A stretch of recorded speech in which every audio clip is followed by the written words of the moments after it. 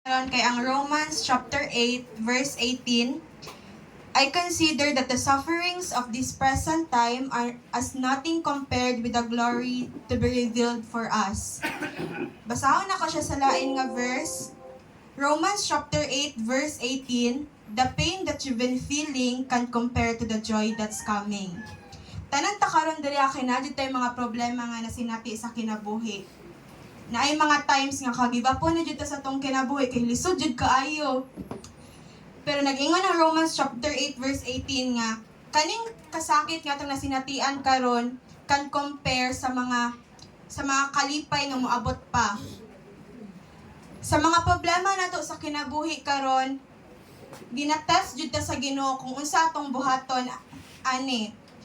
Ang kailangan nato buhaton ani magpabilin ta nga matinud-anon sa Ginoo kay siya man ang ato ang great provider.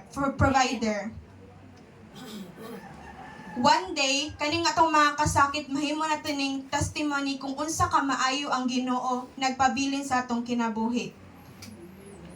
Matud pa diri, there is a right season for everything. Dili ta kinahanglan magdali. Kung unsa tong kinahanglan kung unsa tong gusto i-achieve sa kinabuhi, maghulat ta ani sa right time sa Ginoo. Kay imagine ang Ginoo na kabalo kung unsa ang tama para sa imuha.